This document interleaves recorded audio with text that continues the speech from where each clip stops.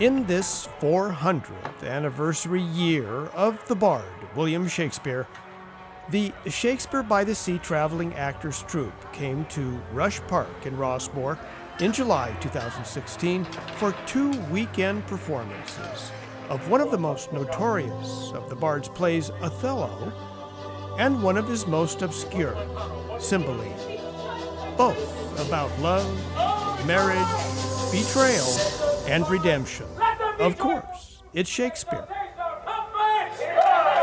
Tonight, it's Shakespeare's Cymbeline, and as the crowd begins to form on the grass, so does a 40-foot-high, 20-foot-wide stage begin to rise from the ground through the efforts of the actors themselves, who erect a new stage for every location performance they do.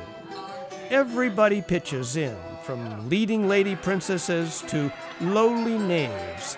It's a drill these actors turned would-be carpenters for a time seem to have down pat. Well, for actors anyway.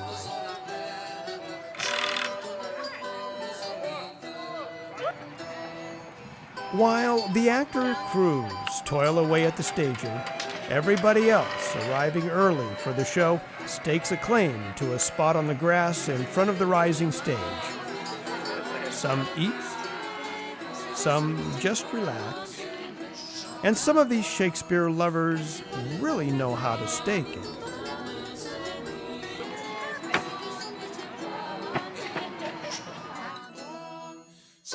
Just ahead of showtime, Shakespeare by the Sea production director Lisa Coffey welcomes all to another evening of the Bard, and to take a moment to raise a few ducats for the cause. Guys, thank you so much for coming back to see us here in Rossmore. I did see when BJ asked how many people came last night, right? This is the 400th anniversary of Shakespeare's death. Yes? Yes, it is. It's only going to happen once in your lifetime, people. Once. 400th anniversary. So there is this huge global celebration, and our development director, Suzanne Dean, has been part of this global celebration. She has launched this website along with a whole bunch of other companies throughout the globe, like Australia Shakespeare, Utah Shakes. There's a whole bunch of people put it together, and it's called weareshakespeare.com. So Shakespeare by the Sea, because we want to be a part of this. So if you can spend some money, please do so. However you want to do it, I would appreciate it. In raffle tickets and merchandise and concessions, donate to the actors. Write me a check for $1 million. I like that. We take cash, checks, or credit card, of course. You know, and for those of you that don't know, the reason we did do a stage side chat last night, and someone asked me, why do you do this?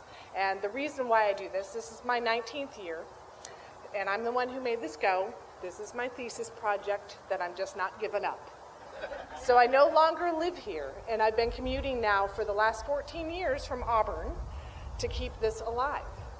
So guys, support it, support it, support it. I am passionate about this, and I do feel that you should be too, because you're here and you're going to have a fabulous evening. All right, so if I haven't met you yet, I would love to meet you, because I love meeting people. You're the reason why I'm doing this. So enjoy tonight's performance, and do take a moment to say hi, donate, spend some money, do whatever you need to do. All right, I'll see you at the end. Enjoy.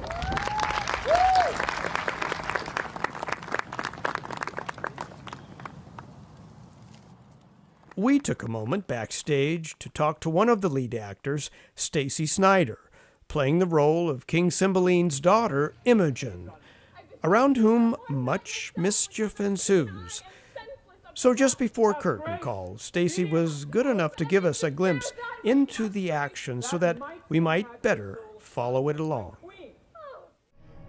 Well, John Underwood here for LaSalle TV, once again for the second night of Shakespeare in the Park here at Rush Park in Rossmore. Tonight, something a little different, something new for us, perhaps something new for you. The play Cymbeline by Shakespeare, not a well-known play, and certainly a challenge for Shakespeare by the Sea tonight. Not many people take this one on, and Stacy Snyder, you're playing the lead role in this evening's Cymbeline.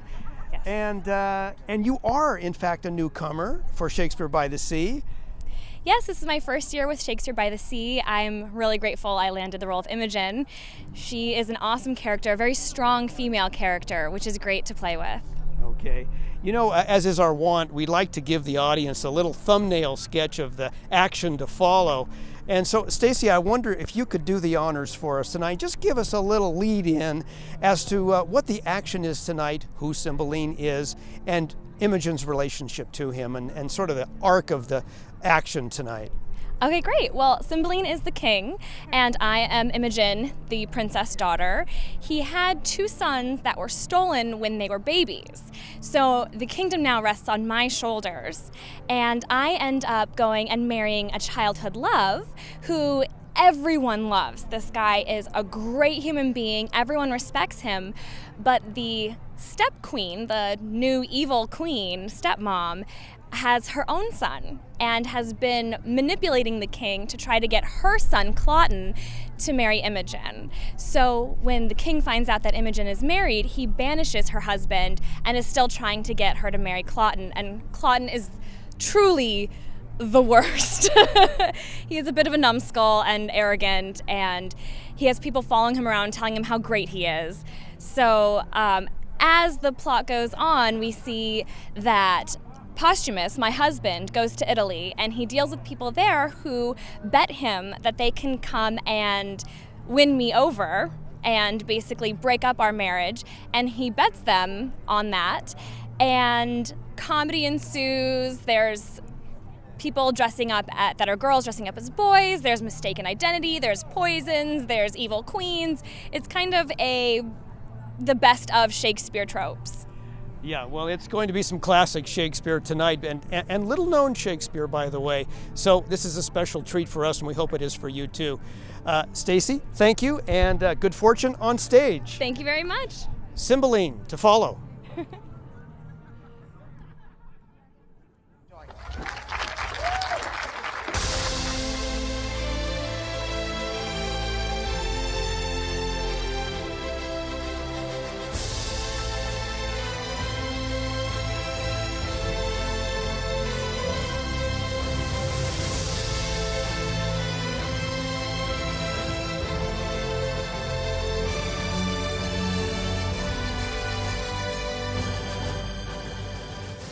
You do not meet a man but frowns. Our bloods no more obey the heavens, and our courtiers still seem as does the king, whose daughter and heir of kingdom, whom he purposed to his wife's sole son, a widow that late he married, hath referred herself unto a poor but worthy gentleman. She's wedded. Her husband's banished. She imprisoned. All is outward sorrow. He that hath missed the princess is a thing too bad for bad report. Oh. And he that hath her, that married her, alack, poor gentleman, and therefore banished, is a creature such as to seek through the regions of the earth for one his like, there would be something lacking in him that should compare. I do not think so. Fair and outward and such stuff within endows a man, but he...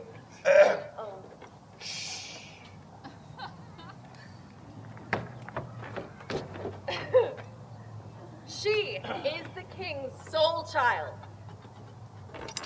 He had 2 sons.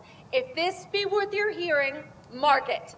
The eldest, at 3 years old and in swaddling clothes, the other, from their nursery, were stolen, and to this hour no guess in knowledge which way they went. We must forbear. Here comes the gentleman, the queen, and the princess.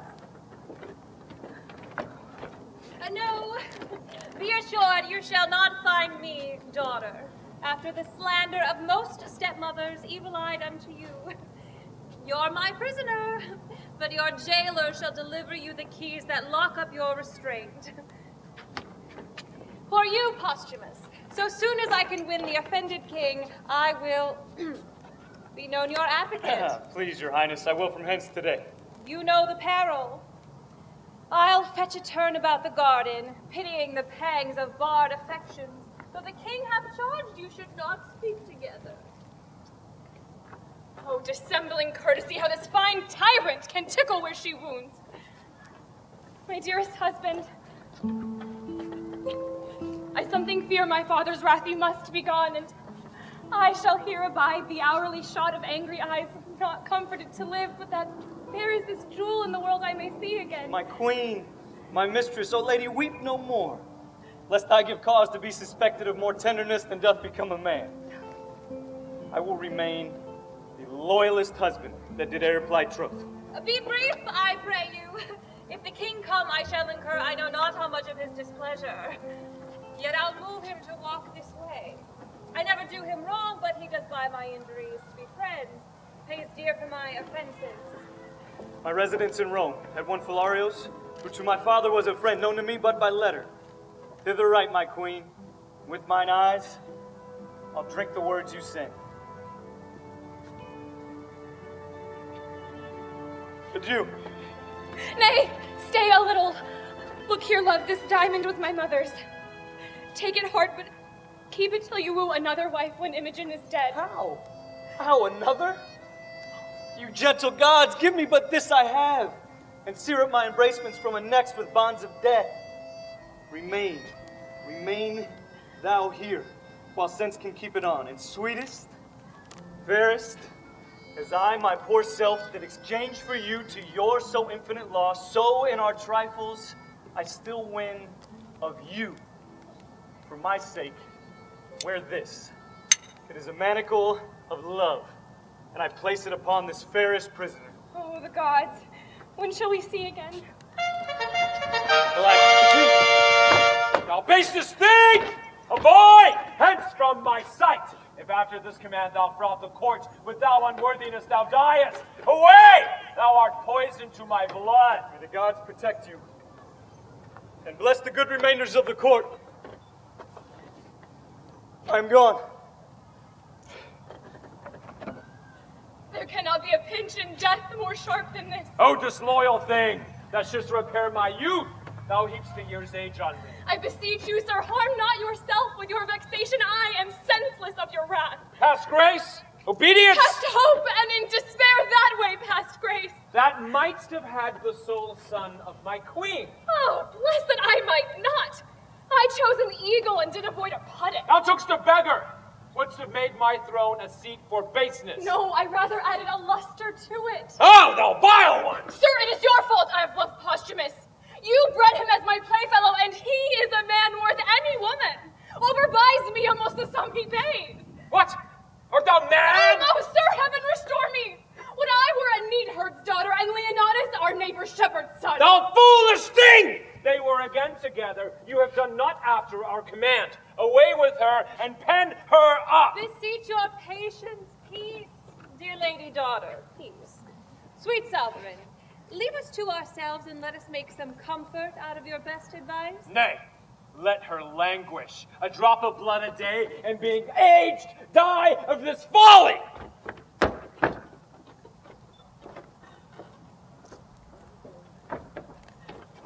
And now, sir, what news? Why came you from your master? On his command. He would not suffer me to bring him to the haven.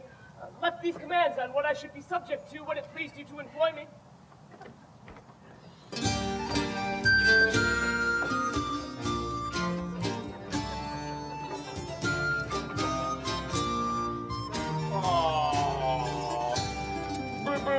Banish him!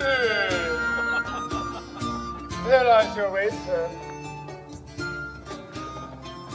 Oh!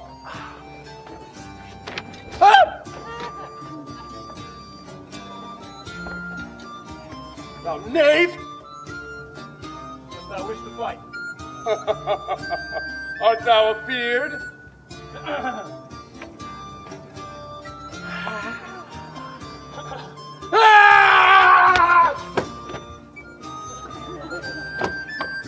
Sword! Oh! Sword!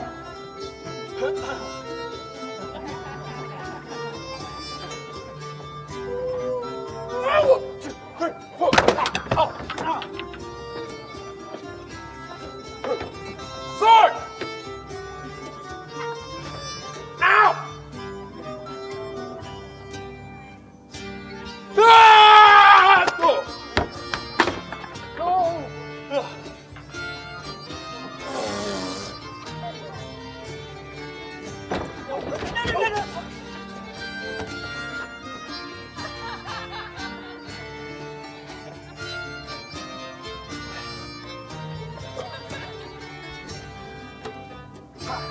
Oh,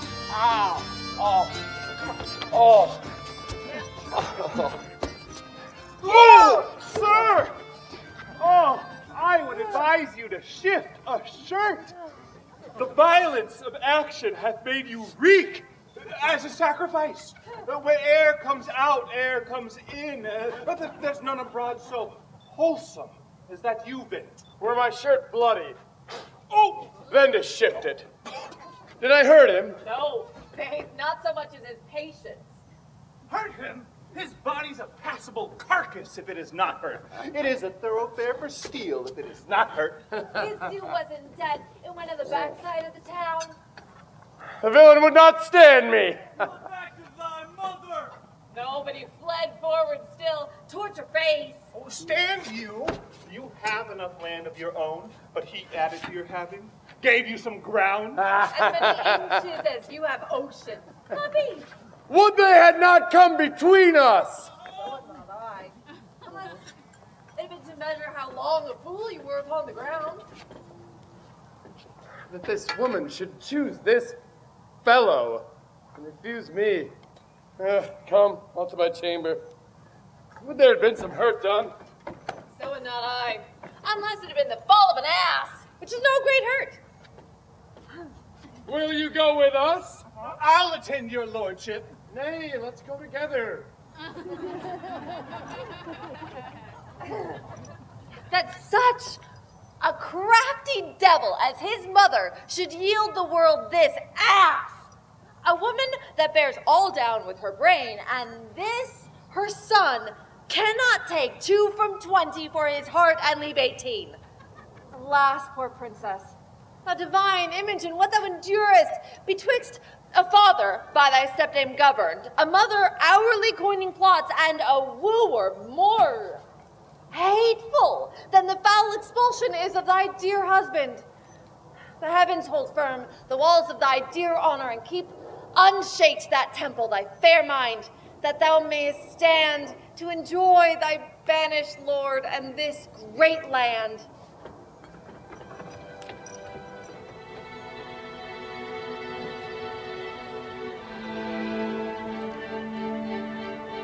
I would thou grewest unto the shore of the haven and questioned just every sail.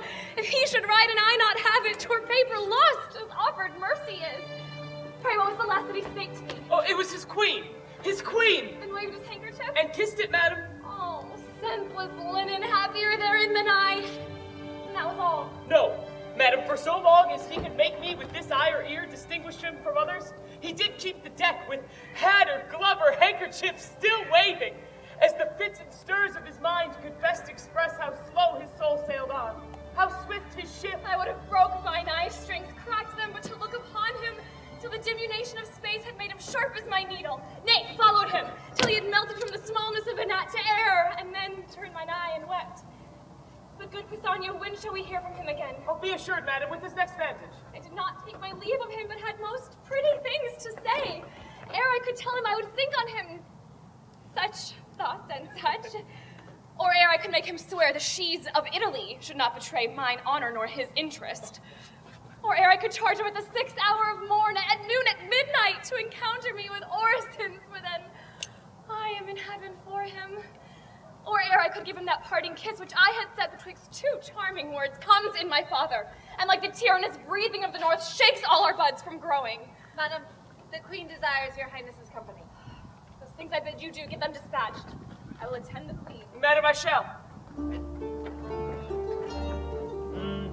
Believe it, sir, I have seen him in Britain.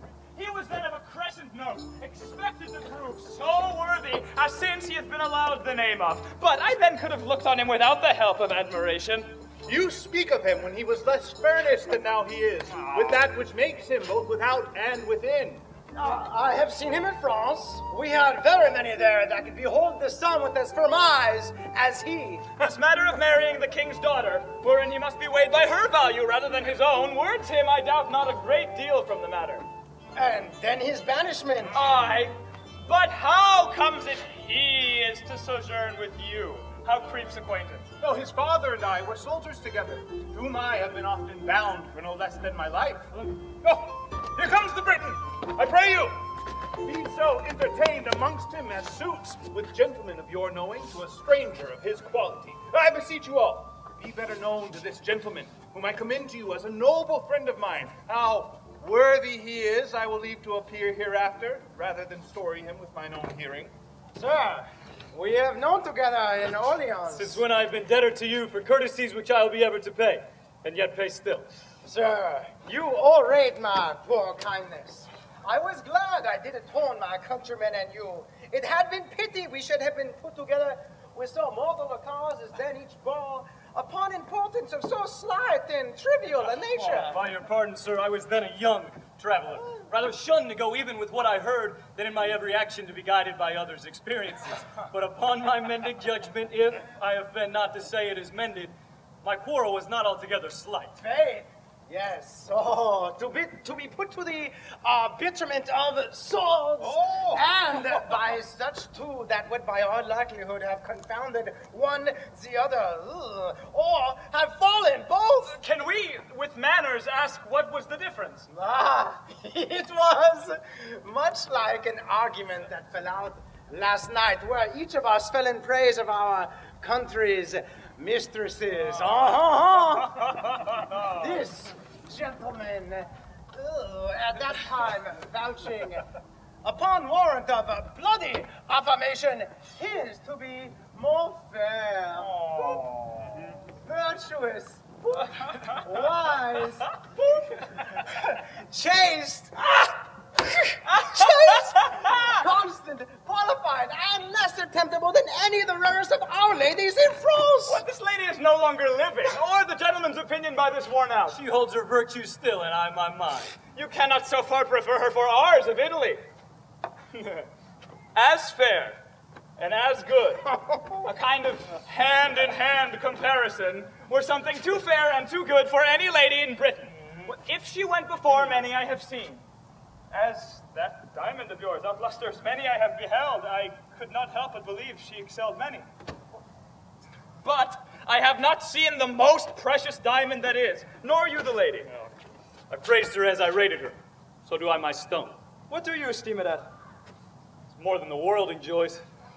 Either your unparagoned mistress is dead, or she's outprized by a trifle. You are mistaken, sir. The one may be sold or given if there is wealth enough for the purchase or merit for the gift. The other is not a thing for sale and only the gift of the gods, which the gods have given you?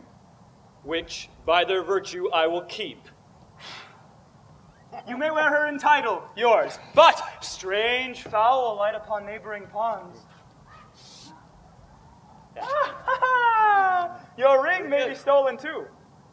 A cunning thief, or a that way accomplished courtier would hazard winning both the first and last. Your Italy contains none such accomplished a courtier to convince the honor of my mistress. I do nothing doubt. You have your store of thieves. Notwithstanding, I fear not my ring. Let us leave here, gentlemen. Sir, with all my heart, this worthy signor, I thank him, makes no stranger of me. We are familiar at the first. With 5 times so much conversation, I should get ground of your fair mistress, and make her go back, even to the yielding, had I admittance an opportunity to friend. No, no. I dare thereupon pawn the moiety of my estate to your ring, which I think o'ervalues it something, but I make my wager rather against your confidence than her reputation. Gentlemen, enough of this. It came in too suddenly. Let it die as it was born, and I pray you, be better acquainted.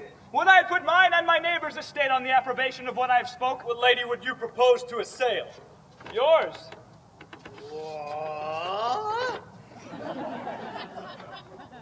Whom you think, in constancy, stands so safe. I will lay 10,000 ducats to your ring, that commend me to the court where your lady is, with no more advantage than that of a second conference, and I shall bring from thence that honor of hers that you imagine so reserved. I will wage against your gold to it. My ring, I hold as dear as my finger. 'Tis part of it. You are scared, and therein the wiser. This is but a custom in your tongue. You bear a graver purpose, I hope. I am the master of my speeches, and would undergo what's spoken, I swear. Will you? I shall but lend my diamond till you return. Let there be covenants drawn between. My mistress exceeds in goodness the hugeness of this unworthy thinking. I dare you to this match. Here's my ring. I will have it no lay. No, by the gods, it is once. If I bring you no sufficient testimony that I have enjoyed the dearest bodily part of your mistress, my 10,000 ducats are yours. So is your ring, too. If I come off and leave her in such honor as you have trust in, she, your jewel, this, your jewel, and my gold are yours. Only thus far you shall answer. If you make your voyage upon her and bring me to directly understand that you have prevailed, I'm no further your enemy. She's not worth our debate. If she remain unseduced, then you shall answer me with your sword. Your hand, then? Oh, monsieur, s'il vous plaît, no. A covenant, and straight away to Britain, lest the bargain catch cold and starve. Agreed.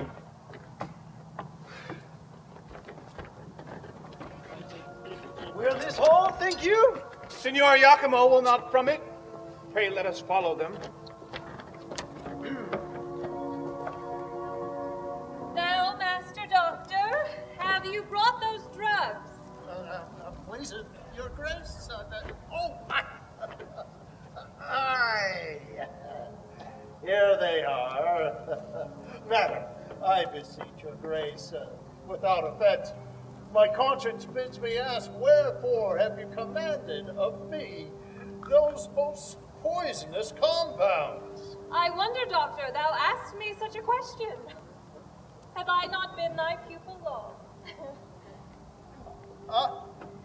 I will try the forces of these thy compounds on such creatures as we count not worth the hanging, but none human, to try the vigor of them and apply allay-ments to their act, and by them gather their several virtues and effects. Your Highness shall by this practice but make hard your heart. Oh, content thee. Here comes a flattering rascal. Upon him will I first work. He is for his master, an enemy to my son. How now, Pisanio? Doctor, your service for this time is ended. Take your own way.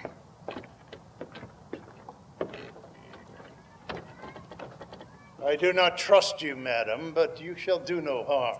Mark thee a word. I do not like her. She doth think she hath strange, lingering poisons. I do know her spirit, and would not trust one of her malice with a drug of such damned nature. Oh, those she has will stupefy and dull the sense of time, which first, perchance, shall try on cats and dogs, then afterward, up higher. But there is no danger in what show of death it makes, more than the locking up the spirit of time to be more fresh revived. She is fooled with a false effect, and I the truer, sold to be false with her. Oh. Weeps she still, say'st thou? Dost thou think in time she will not quench and let instruction enter where folly now possesses? Do thou work. When thou shalt bring me word she loves my son, I'll tell thee on the instant thou art then as great as is thy master. Well, greater. For his fortunes all lie speechless, and his name is at last gasp. Return he cannot, nor continue where he is. To shift his being is to exchange one misery with another, and every day that comes to decay a day's work in him. What shalt thou expect to be depender on a thing that leans? Thou takest up. Thou knowst not what, but take it for thy labor. It is a thing I made, which hath the king 5 times redeemed from death. Oh, no, I Nay, I prithee, take it. Tell my mistress how the case stands with her. I'll move the king to any shape of thy preferment. Think on my words. Sly and constant knave, not to be shaked. I have given him that which, if he take, shall quite unpeople her.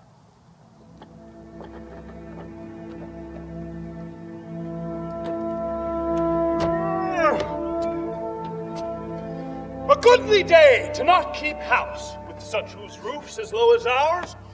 Stoop, boys! This gate instructs you to adore the heavens and bows you to a morning's holy office. The gates of monarchs are arched so high that giants may jet through and keep their impish turbans on without good morrow to the sun.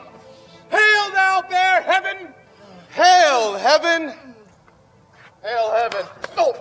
Now, for our mountain sport, up to yon hill. Your legs are young, I'll tread these flats. Consider, and then you may revolve what tales I have told you of courts, of princes, of the tricks in war. Oh, this life is nobler than attending for a check, richer than doing nothing for a bauble, prouder than rustling in unpaid-for silk. Such gain the calf of them that make him fine, yet keeps his book uncrossed. No life to ours. Out of your proof you speak. We poor unfledged have never winged from view the nest, nor know not what heirs from home. Haply this life is best, if quiet life be best, but unto us it is a cell of ignorance, traveling a bed, a prison for a debtor that not dares to stride a limit. What shall we speak of when we are as old as you? When shall we hear the rain and wind beat dark December? How? In this our pinching cave shall we discourse the freezing hours away? We have seen nothing. We are beastly, subtle as the fox for prey, like warlike as the wolf for what we eat. Our valor is to chase what flies. Our cage we make a choir, as doth the prison bird, and sing our bondage freely. Oh, how you speak! Did you but know the city's usuries, and felt them knowingly, the art of the court, as hard to leave as to keep, whose top to climb is certain falling, or so slippery, the fears as bad as falling. Oh, boys, this story the world may read in me. My body's marked with Roman swords, and my report was once first with the best of note. Cymbeline loved me, and when a soldier was the theme, my name was not far off. Then was I as a tree, whose boughs did bend with fruit, but in one night a storm, or a robbery, call it what you will, shook down my mellow hangings, nay, my leaves, and left me bare to weather. Uncertain favor. Oh. My fault, being nothing, as I have told you, oft, but that two villains whose false oaths prevailed before my perfect honor swore to Cymbeline that I was confederate with the Romans. Thus followed my banishment, and this 20 years, this rock, and these demons have been my world, where I have lived in honest freedom, paid more pious debts to heaven than in all the forend of my time. But up to the mountains!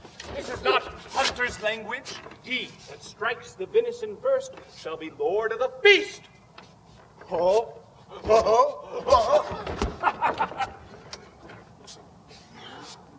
How hard it is to hide the true sparks of nature. These boys know little they are sons to the king, nor Cymbeline dreams they are alive. They think they are mine, and though trained up thus meanly in the cave wherein they bow, their thoughts do hit the roofs of palaces, and nature prompts them in simple and low things to prince it, much beyond the trick of others. This Polydore, the heir of Cymbeline and Britain, who the king his father called Guiderius, Jove, when on my 3-foot stool I sit and tell him of the warlike feats I have done, his spirits fly out into my story. Say, thus mine enemy fell, and thus I set my foot on his neck. Even then the princely blood flows in his veins. He sweats, strains his young nerves, and puts himself in posture that acts my words. The younger brother, Cadwal, once Arviragus in as like a figure, strikes life into my speech, and shows much more his own conceiving. direct hit! Oh, the game is roused! Oh, Cymbeline, heaven and my conscience knows thou didst unjustly banish me. Whereon at 3 and 2 years old I stole these 2 babes, thinking to bar thee of succession, as thou reftest me of my lands. Myself, Belarius and Morgan they take for natural father. The game is up! A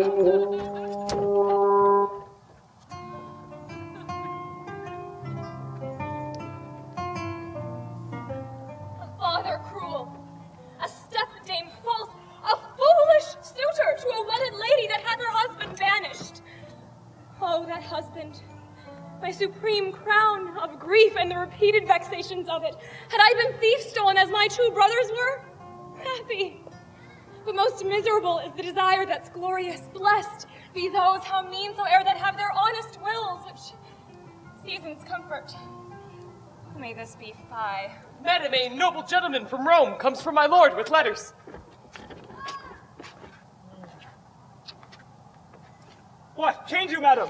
Oh, the worthy Leonatus is in safety and greets your highness dearly. Thanks, good sir. You're kindly welcome. He is one of the noblest notes to whose kindnesses I am infinitely tied. Reflect upon him as you value your trust, Leonatus. Oh, so far I've read aloud, but even the very middle of my heart is warmed by the rest and takes it thankfully. You are as welcome, good sir, as I have words to bid you, and shall find it so in all I can do. Thanks, fairest lady.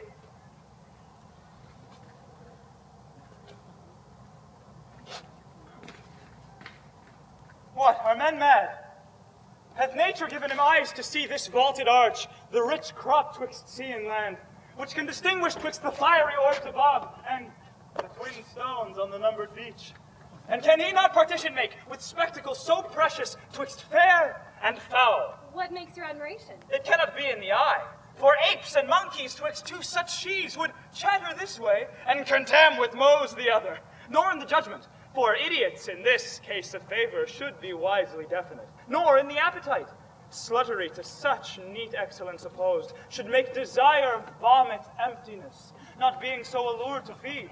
What's the matter, troll? The cloyed will, which satiates yet unsatisfied desire, that tub both filled and running, ravening first the lamb longs after for the garbage. What, dear sir, thus raps you? Are you well? Thanks, madam, well. Ah, beseech you, sir, desire my man's abode where I did leave him. He is strange and peevish. I was going, sir, to give him welcome. Continues well, my lord? His health, I beseech you. Well, madam. Is he disposed to mirth? I hope he is. Exceeding pleasant. Oh, none a stranger there, so merry and so gamesome. He is called the Britain Reveller. When he was here, he did incline to sadness, and oft times not knowing why. Oh, I never saw him sad.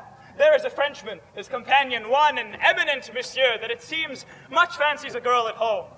He furnaces the thick sighs from him, whilst the jolly Briton, your lord, I mean, laughs from free lungs, cries, can my sides hold to think that man who knows by history, report, or his own proof what woman is, yea, what she cannot choose but must be, what his free hours languish for assured bondage? Well, my lord, say so. Aye, with his eyes in flood with laughter. Oh, I am bound to pity. What do you pity, sir? Two creatures, heartily. Am I one, sir? Oh, lamentable. What? To hide me from the radiant sun and solace in a dungeon by a snuff. I pray you, deliver with more openness your answers to my demands. Why do you pity me? That others do... I was about to say, enjoy your... Ah, but it is an office of the gods to venge it, not mine to speak on it. You do seem to know something of me or what concerns me. Pray you, discover to me what you will spur and stop. Had I this cheek to bathe my lips upon, this hand, whose touch, whose every touch would force the feeler soul to an oath of loyalty, this object, which now takes prisoner the wild motion of my eye, fastening it only here, should I, damned then, slaver with lips as common as the steps that mount the Capitol? My lord, I fear, has forgot Britain. And himself. Let me hear no more. Oh, dearest soul, your cause doth strike my heart with pity that doth make me sick. A lady so fair, and fastened to an empery, would make the greatest king double. Be revenged, or she that bore you was no queen, and you recoil from your great stock. Revenged? How should I be revenged? Should he makes me live, like Diana's priest, betwixt cold sheets, whilst he is faulting variable ramps, in your despite, upon your purse, revenge it. I here dedicate myself to your sweet pleasure.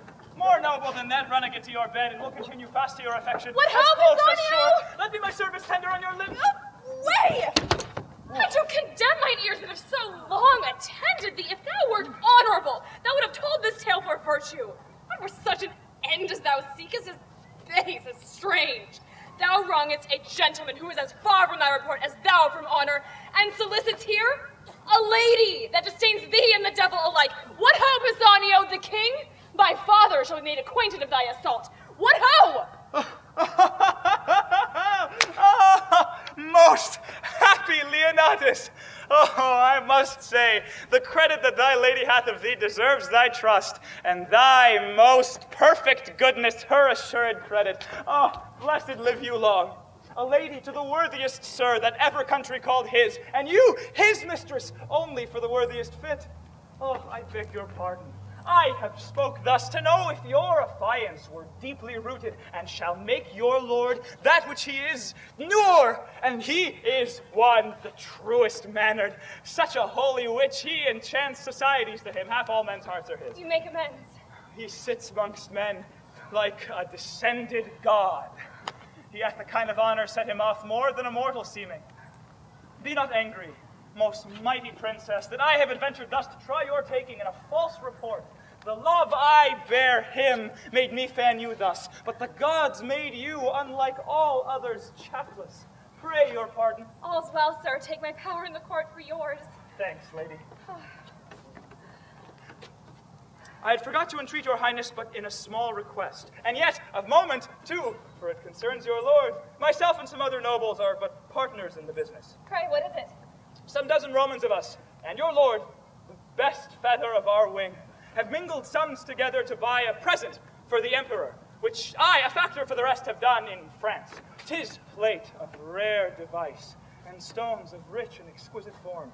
Their value's great, and I, being something strange, am curious to have them in safe stowage. May it please you to take them in protection? Willingly, and pawn mine honor for their safety. Since my lord hath interest in them, I will keep them in my bedchamber. They are in a trunk, attended by my men. I will make bold to bring them to you, but only for tonight. I must away tomorrow. Oh, no, sir, I thank you for your pains, but not away tonight. Oh, I must, and therefore I must beseech you to greet your lord in writing. Do it tonight. I have outstayed my time, which is material to the tender of our present. I will write. You're very welcome.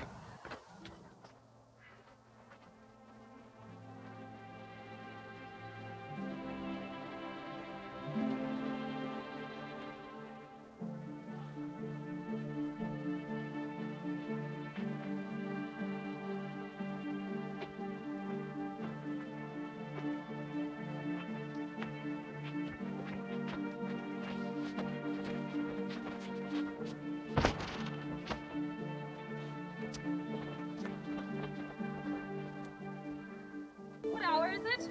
Almost midnight, madam. Oh, faith, I've read 3 hours then. Mine eyes are weak. Pull down the leaf where I've left. To bed. And take not the taper away, leave it burning. If thou canst wake by 4 o'clock, I prithee, wake me. Sleep hath seized me wholly. To your protection, gods, I commend me. From fairies and tempters of the night, guard me. Beseech ye.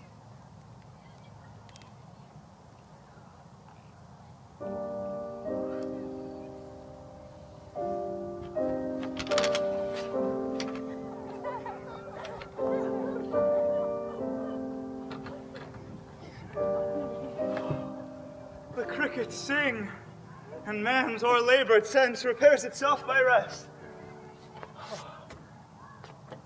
Oh, Cytherea, how bravely thou becomest thy bed, fresh lily and whiter than the sheets, that I might touch, but kiss, one kiss, rubies unparagoned, how dearly they do it. It is her breath that perfumes the chamber thus.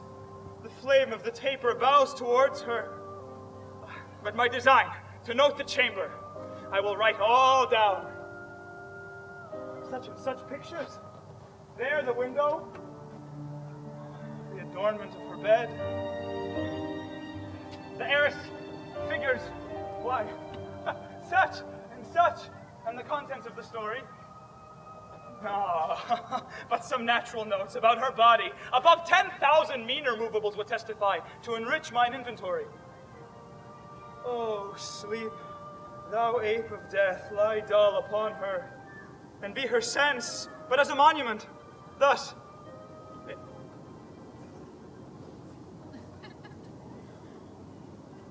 Thus, in a chapel, lying. Come off. Come off. Slippery as the gorgon knot were hard.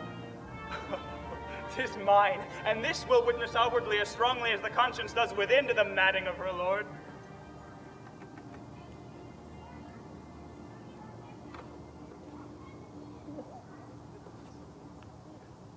Beneath her left breast lies a mole, sink-spotted like the crimson drop at the bottom of a cowslip. This secret will force him to think that I have picked the lock and taken the treasure of her honor. But no more. To what end? I have enough.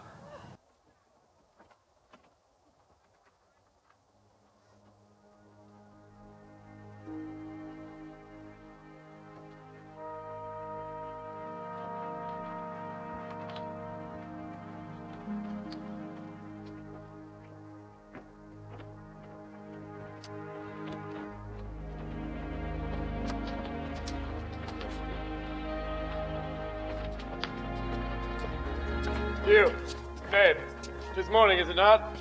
Stay, my lord.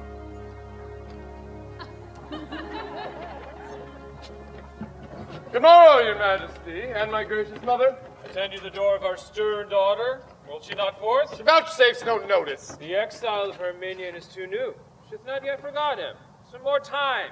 Must wear the print of his remembrance out, and she's yours. You are most bound to the king, who lets go by no vantages that may prefer you to his daughter. Frame yourself to orderly soliciting, and be friended with the aptness of the season. Make denials, increase your services, so seem as if you were inspired to do those duties which you tender to her, that you in all obey her. Save when command to your dismission tends, and therein you are senseless. Senseless? Not so. So like you, sir, ambassadors from Rome. This one is Caius Lucius. A worthy fellow, albeit he comes on angry purpose now. But that's no fault of his. We must receive him according to the honor of his sender. And towards himself, his goodness forespent on us, we must extend our notice. Our dear son, when you have given good morrow to your mistress, attend the queen in us. We shall have need to employ you towards this Roman. Come, our queen. If she be up, I'll speak with her. If not, let her lie still and dream. I leave. Oh! I know her woman is about her. Oh, what if I do line one of her hands? 'Tis gold which buys admission. Well, oft it doth. What can it not do and undo? I will make her woman lawyer to me, for I yet not understand the case myself. I leave! Who is there that knocks? A gentleman? No more? Yes, and a gentlewoman's son. Oh, well, that's more than some whose tailors are as dear as yours can justly boast of. What's your lordship's pleasure? Your lady's person. Oh. Is she ready? Aye, to keep her chamber. There's gold for thee. Oh. Mm-hmm. Oh. Sell me your good report. Oh. Oh, how? My good name? Or that I should report of you what I should think is good? Oh. Oh, the princess. Good morrow, fairest. Sister, your sweet hand. Good morrow, sir. You lay out too much pains for purchasing but trouble. The thanks I give is to say that I am poor of thanks, and scarce can spare them. Still, I swear I love you. I pray you spare me. Faith, I shall unfold equal discourtesy to your greatest kindness, one of your great knowing. Shall I learn being taught forbearance? To leave you in your madness twere my sin. I will not. Fools are not mad folks. Do you call me fool? As I am mad, I do. If you'll be patient, I'll no more be mad. That cures us both. I am much sorry, sir, you put me to forget a lady's manners by being so verbal. And learn now for all that I, which do know my heart, by the very truth of it pronounce, I care not for you. And am so near the lack of charity to accuse myself, I hate you. Which I'd rather you felt than make it my boast. You sin against obedience, which you owe your father for the contract you pretend with this base wretch, one bread of alms, fostered with cold dishes, with crumbs of the court. It is no contract, none. Yet you were curbed from that enlargement by the consequence of the crown, and must not soil the precious note of it with a base slave. Profane fellow, wert thou the son of Jupiter, and no less but what thou art besides, thou wert too base to be his groom. The south fog wrought him. He can never meet or mischance but be named of thee. His meanest garment that ever hath but clipped his body is dearer in my respect than all the hairs above thee, were they all made such men. How now, Bassanio? His meanest garment. Now the devil. My woman Helen hiding presently. His meanest garment. I'm spited with a fool. Spited and angered worse. Go bid my woman search for a jewel that too casually hath left mine arm. It was thy master's. Shrew me if I lose it for a revenue of any kings in Europe. Confident I am, last night 'twas on my arm. I kissed it. I hope it be not gone to tell him my kiss ought to be. It will not be lost. I hope so. Go and search. You have abused me, his meanest garment. I said so, sir. And if you'll make it an action, call witness to it. I'll inform your father. Your mother, too. She is my good woman, and will conceive, I hope, but the worst of me. So I leave you, sir, to the worst of your discontent.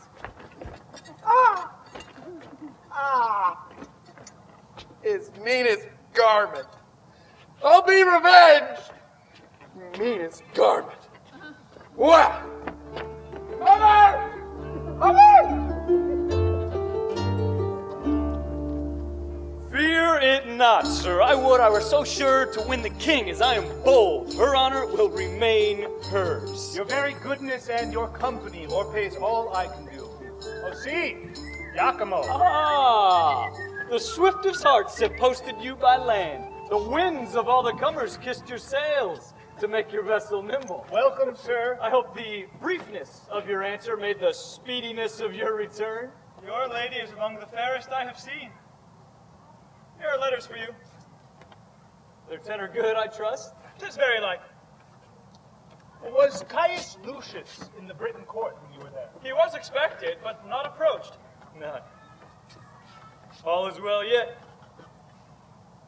Sir, sparkles this stone as it was wont, or is not too dull for your good wearing? If I should have lost it, I should have lost the worth of it in gold. I would adventure twice as far for a night of such short sweetness as was mine in Britain, for the ring is one. Stone's too hard to come by. Not a whit, your lady being so easy. Make not, sir, your loss your sport. I hope you know that we must not continue friends. Good sir, we must. But I must now profess myself to be the winner of her honor, together with your ring, and not wronger of either her nor you, having proceeded but by both your wills. If you can make appearance that you have tasted her in bed, my hand and ring are yours. If not, the foul opinion that you have of her pure honor gains or loses your sword or mine. First, her bedchamber, where I confess I slept not, but I profess had that which was well worth watching. It was hanged with tapestry of silk and silver. The story, proud Cleopatra when she met her Roman, so rich that it did strive in workmanship and value, which I wondered could be so rarely and exactly wrought, since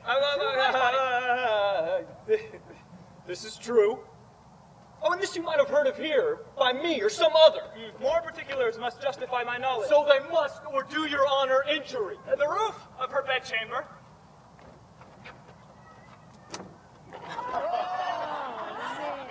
The roof of her bedchamber with golden cherubims is fretted.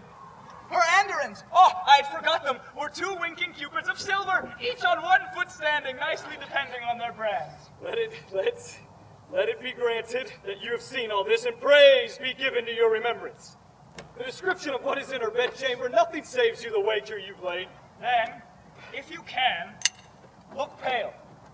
I beg with leave to air this jewel. See?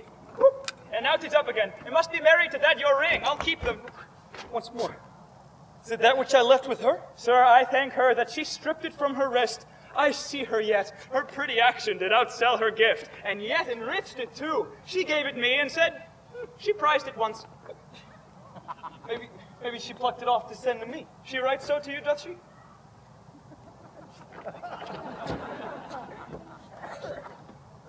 No. No. No! Tis true.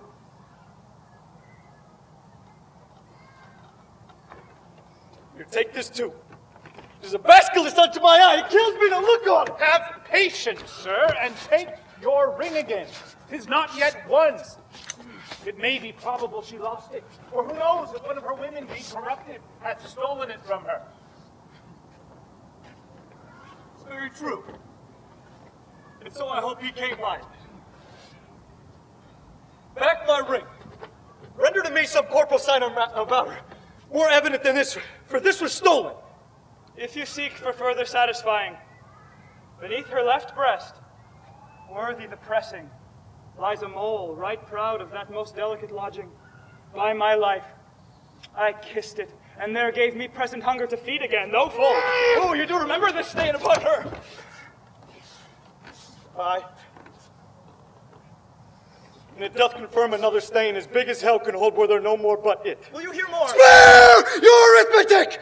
Never count the turns! Once in a million, oh, that I had her here to tear her limb meal. I will go there and do it. In the court, in front of her father, I'll do something. Oh, is there no way for men to be, but women must be half workers?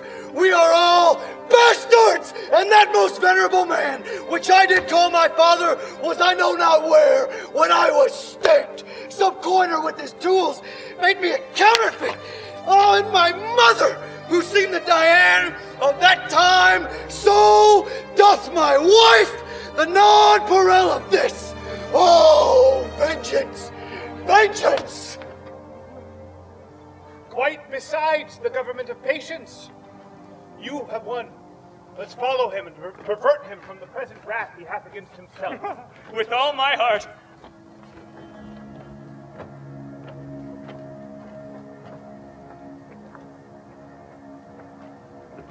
Now say, what would Augustus Caesar with us? When Julius Caesar, whose remembrance yet lives in men's eyes, and will to ears and tongues be theme and hearing ever, was in this Britain and conquered it. Cymbeline, thine uncle, famous in Caesar's praises, no whit less than in his feats deserving it. For him and his succession granted Rome a tribute, yearly 3,000 pounds, which by thee lately is left untendered. And to kill the marble shall be so ever. Britain is a world by itself, and we will nothing pay for wearing our own noses. Remember, sir, my liege, the kings your ancestors, together with the natural bravery of your isle, a kind of conquest Caesar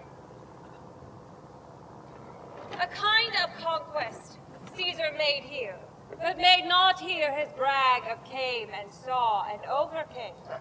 With shame, the first that ever touched him, he was carried from off our coast, twice beaten, and his shipping, poor ignorant baubles, upon our terrible seas like eggshells moved upon their surges and cracked as easily against our rocks. There are yet many among us can gripe as hard as Cymbeline.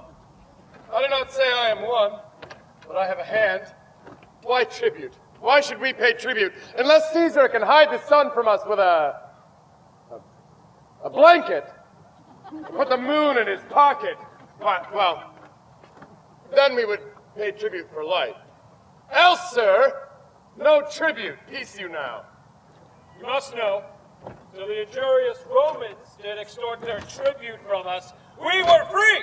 Aye! Caesar's ambition, which swelled so much, did almost stretch the sides of the world. Against all color here, did put the yoke upon us, which to shake off becomes a warlike people, whom we reckon ourselves to be.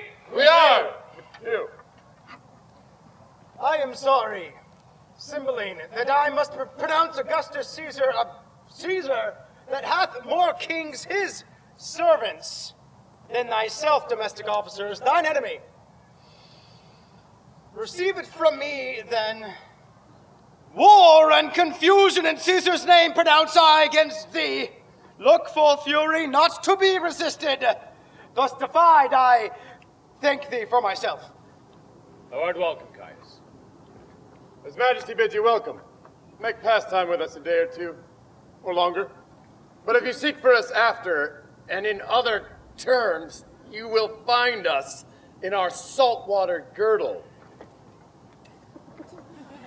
So, sir. I know your master's pleasure, and he mine. All that remain is welcome.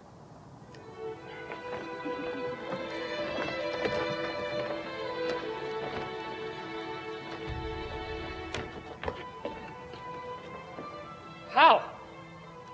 Of adultery? Wherefore write you not what monsters her accuser? Leonidas, O my master, what a strange infection has fallen into thy ear. What false Italian, as poisonous tongue as handed, hath prevailed upon thy too ready hearing? Disloyal? No, she's punished for her truth, and undergoes more goddess-like than wife-like such assaults as may take in some virtue. My master, thy mind to her is now as low as were thy fortunes. How? That I should murder her? Upon the love and truth and vows which I have made to thy command? I, her blood. If it be so to do good service, then never let me be counted serviceable. And how look I, that seem to lack humanity so much as this fact comes to? Do it. Lo, here she comes. I am ignorant of what I am commanded. How now, Pisanio? Madam, here is a letter from my lord. Who thy lord? That is my lord Leonidas? Oh, you good gods! Lo, it is here contained relish of love, of my lord's health, of his content. Yet not that we two are asunder. Let that grieve him. Some griefs are medicinable. That is one of them. Good news, gods. Justice and your father's wrath, should he take me in his domain, could not be so cruel to me as you. Oh, dearest of creatures, would even renew me with your eyes. Take note that I am in Cambria at Milford Haven. What your own level out of this advise you follow. So he wishes you all happiness that remains loyal to his vow, Leonidas Posthumus. Oh, for a horse with wings! Here is thou, Pisanio, he is at Milford Haven. Read and tell me how far 'tis thither to that same blessed Milford. And by the way, how was Wales made so happy as to inherit such a haven? But first of all, how may we steal from hence? And for the gap in time we shall make from our hence going and our return to excuse. But first, how could hence? Why should excuse be born or e'er begot? We'll talk of that hereafter. Prithee, speak. How many score of miles may we well ride twixt hour and hour? 1 score twixt son and sons, enough for you, madam, and too much, too. Why, one that rode to his execution, man, could never go so slow. I have heard of riding wagers where the horses have been nimbler than sands that run in the clock's behalf. But this is foolery. Madam, you best consider. I see before me, man, nor hear what ensues, but have a fog in them that I cannot look through. Away, I prithee, do as I bid thee. There's no more to say. Accessible is none but Milford way.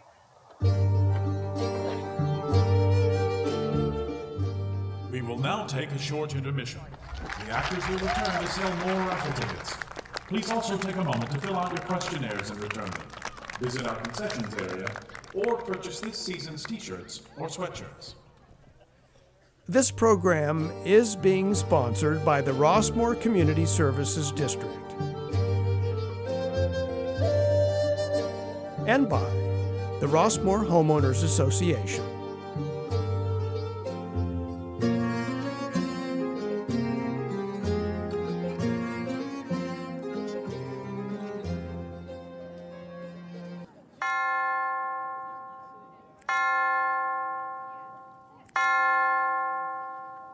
Intermission has concluded. Please take your seats. The show will begin momentarily.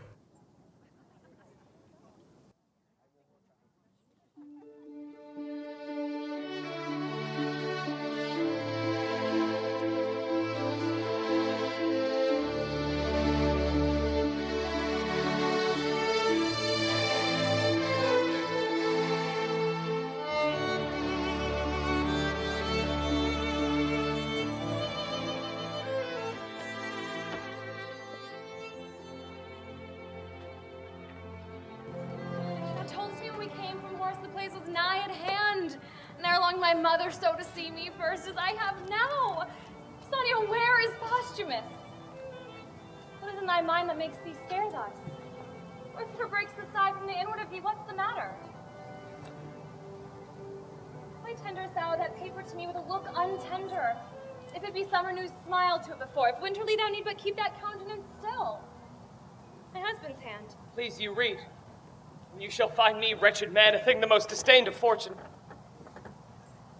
Thy mistress, Casanio, hath played the strumpet in my bed.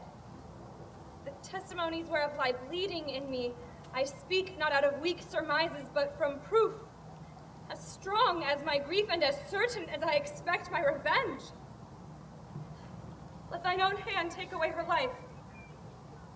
She hath my letter for the purpose where, if thou fear to strike and make me certain it is done, thou art the pander to her dishonor, and equally to me disloyal. What shall I need to draw my sword? The paper hath cut her throat already. What is it to be false? To lie there and watch and think on him? To weep twixt clock and clock? Alas, good lady! Aye, false! Thy conscious witness, Iachimo. Thou didst accuse him of incontinency. Thou then lookest like a villain. Men's vows are women's traitors. Good madam, hear me! Why, I must die, and if not by thy hand, thou art no servant of thy masters. Against self-slaughter there is a prohibition so divine that cravens my weak hand, but soft will no defense. And now, Posthumus, thou that didst set up my disobedience against the king my father, and make me put into contempt the suits of princely fellows, shall hereafter find it is no act of common passage, but a strain of rareness. And I grieve myself to think when thou art disedged by her thou now tirest on, how thy memory will be panged by me. Prithee, dispatch!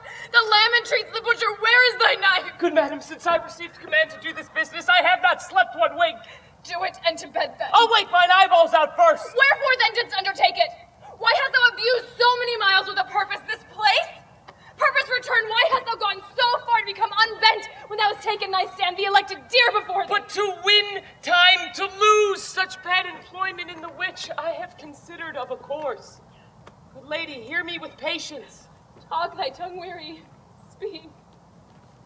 I have heard I am a strumpet, and my ear therein false struck can take no greater wound, nor tend to bottom that.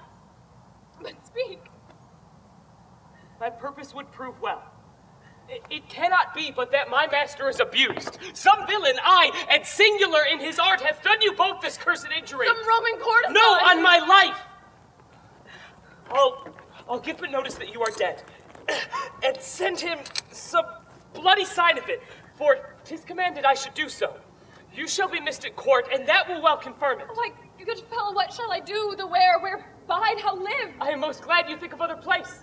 The ambassador, Lucius the Roman, comes to Milford Haven tomorrow. If you could wear a mind, as dark as your fortune is, and disguise that which to appear itself must not be but by self-danger, you should tread a course pretty and full of view, yea, haply near the residence of Posthumus, so nigh that though his actions were not visible, report should render him hourly to your ear as truly as he moves. Oh, for such means, though peril to my modesty, not death on it, I would adventure. Well then, here's the point. You must forget to be a woman. Change and forget these laborsome and dainty trims in which you make great Juno angry. For thinking this, I have already fit, 'tis in my cloak bag, doublet, hat, hose, all that answer to them.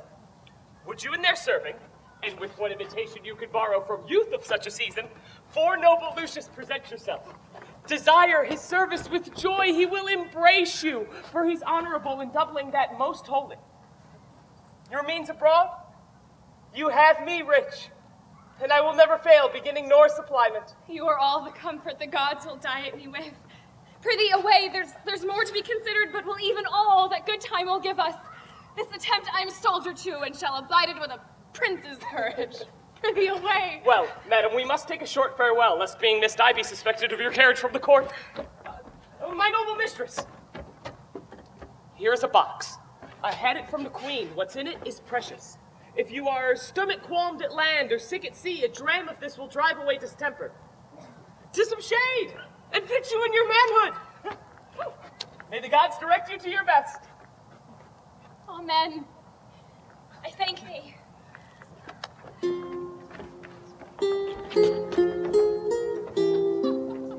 Thus far, and so farewell. Thanks, royal sir. My emperor hath wrote I must from hence, and am right sorry I must report ye my master's enemy. Our subjects, sir, will not endure his yoke. So, sir, I desire of you a conduct overland to Milford Haven. Madam, all joy befall your grace. And you. My lord, you are appointed for that office, the due of honor in no point omit. So farewell, noble Lucius.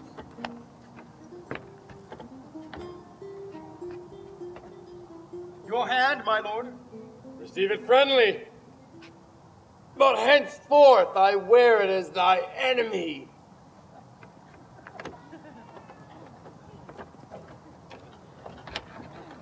He goes hence frowning, but it honors us that we have given him cause. Yes, for the better. Your valiant Britons have their wishes in it. Lucius hath wrote already to the emperor how it goes here. It serves us therefore ripely. Our chariots and our horsemen be in readiness. It is not sleepy business, but should be looked to speedily and strongly. The expectation that it would be thus hath made us forward. But, my gentle queen, where is our daughter? She hath not appeared before the Roman, nor to us hath tendered the duty of the day. She looks us more like a thing of malice than of duty. We have noted it. Call her before us, for we have been too slight in sufferance. Royal sir, since the exile of Posthumus, most retired hath her life been. The cure whereof, my lord, 'tis time must do. Where is she, sir? How can her content be answered? Please you, sir, her chambers are all locked, and there will be no answer that will be given to the loudest noise we make. The door's locked. Not seen of late. Grant heavens that which I fear prove false. Son, I say follow the king. That man of hers, Pisanio, her servant, I've not seen these 2 days. Go, look after. Pisanio, thou that stands so for Posthumus. He hath a drug of mine. I pray his absence proceed by swallowing it, for he believes it is a thing most precious. But for her, where is she gone? Haply despair hath seized her. Or, winged with fervor of her love, she's flown to her desired Posthumus.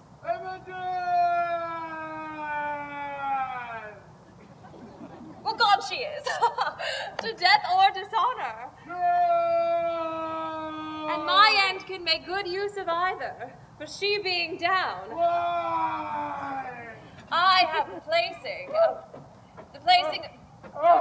of the British crown. Go now, my son. Oh, 'tis certain. She is fled. Go in and comfort the king. He rages, none dare come about him.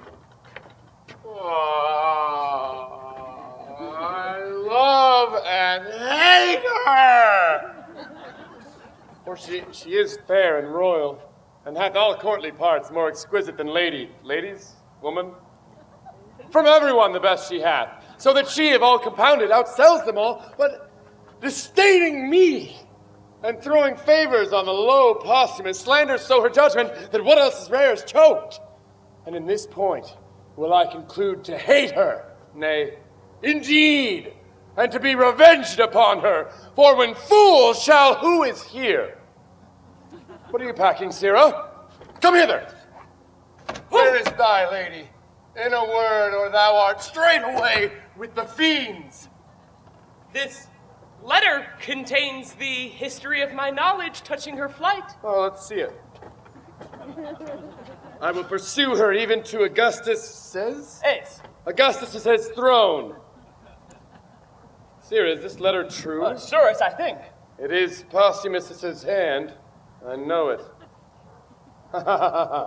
Sirrah, if thou wouldst not be a villain, but do me true service, undergo those employments wherein I should see fit to use thee with a serious industry, that is, whatever villainy soe'er I bid thee do, to do it truly and perfectly.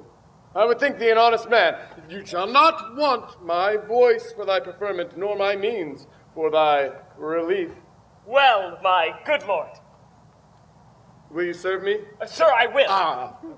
Give me your hand. There is my purse. Hast any of thy late master's garments in thy possession? I have, sir, at my lodging the same suit he wore when he took leave of my lady and mistress. The first service thou dost me. Fetch me that suit hither. It shall be thy lent service. Go! Meet thee at Milford Haven. Even there, thou villain Posthumus, will I slay thee. I would those garments were come. She said upon a time, she held the very garments of Posthumus in higher respect than my noble and natural person, together with the accoutrements of my qualities.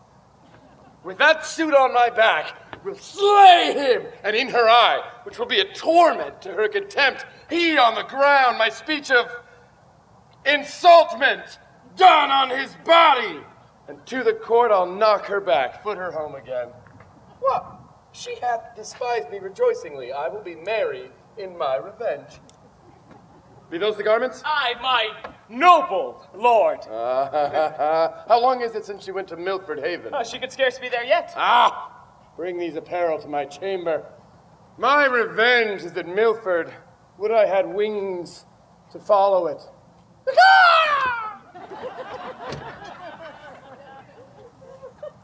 Come and be true. Thou bidst me to my loss. For true to thee were to prove false, which I will never be to him that is most true. To Milford go, and findest her not whom thou pursuest. Flow, you heavenly blessings on her. May this fool's speed be crossed with slowness. Labor be his meed.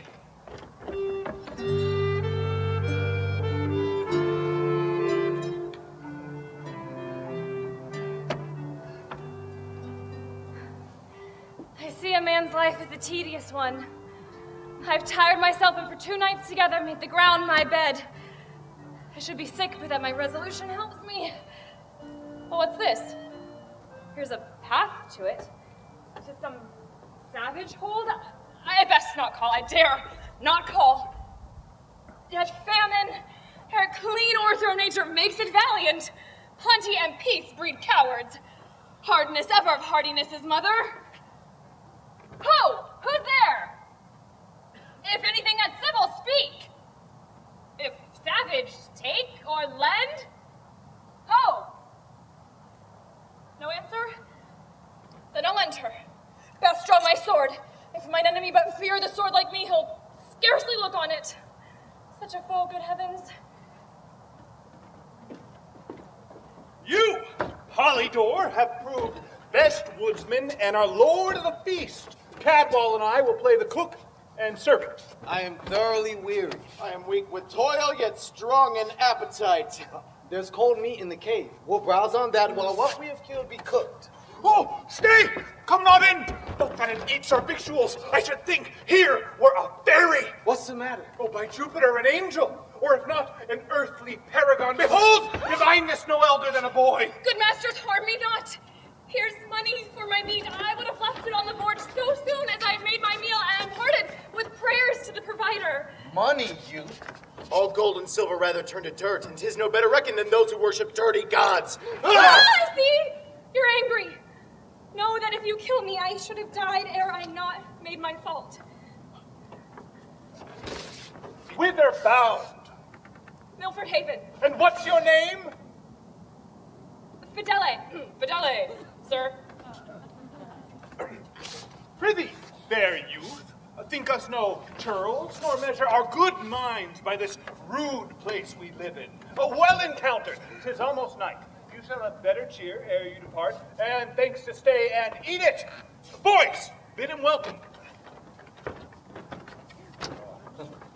Were you a woman, youth, I should woo hard but be your groom, and honesty I'd bid for you as I'd buy. I'll make it my comfort. He's a man. I'll love him as a brother. Amongst friends, if brothers. It shall be so. Boys, we'll go dress our hunt. Fair youth, come in. Pray, draw near. Ah, the night to the owl and the morn to the lark. Less welcome. Pray you draw in. Thanks, sir.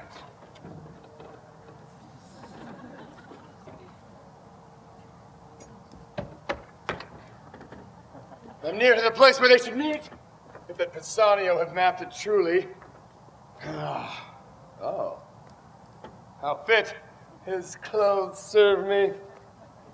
I mean, the lines of my body are as well drawn as his. No less young, more strong. Hey, more strong. Yet this imperceptive, imperceiving, impoverished, impious, imperseverant thing loves him in my despite. Posthumus! Thy head which now grows upon thy shoulders will within this hour be off!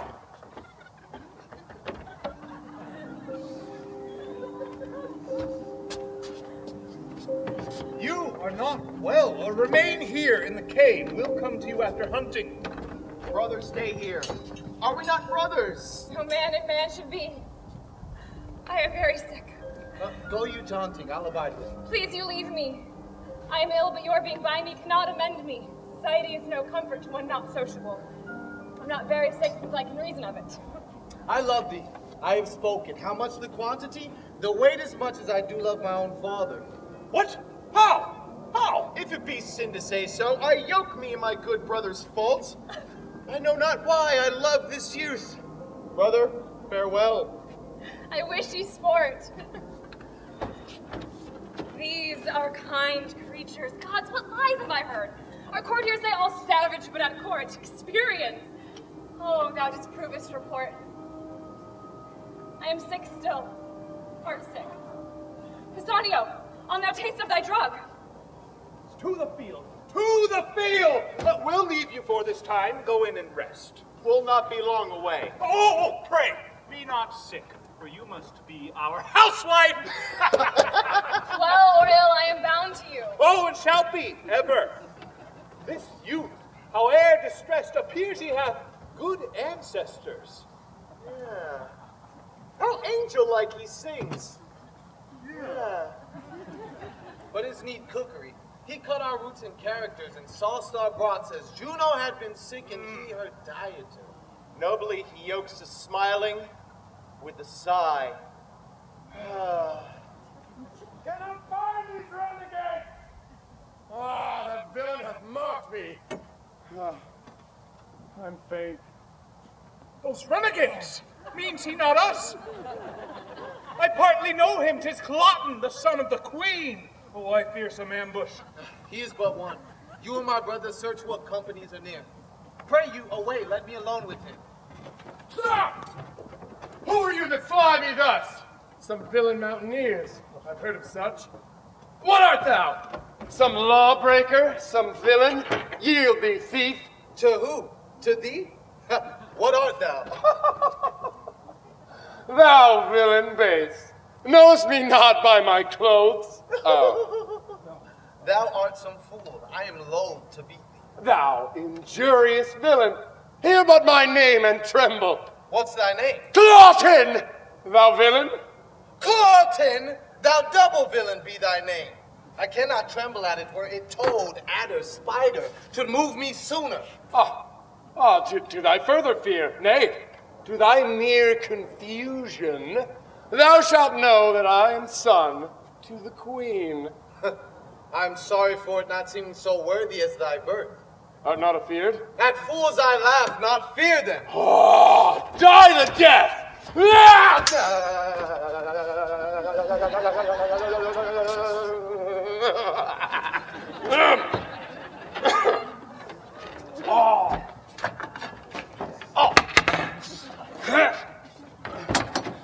when I have slain thee with my proper hand, I shall pursue those that even now fled hence, and upon the gates of Ludstown set your heads.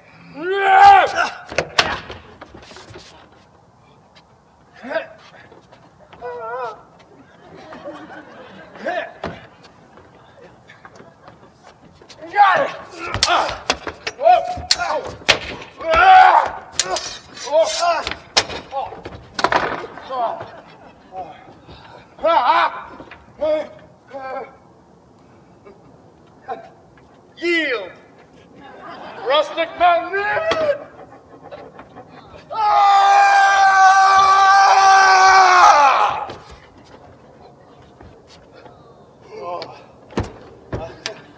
This cotton was a fool, an empty purse. There was no money in it. Not Hercules could have knocked out his brains, for he had none.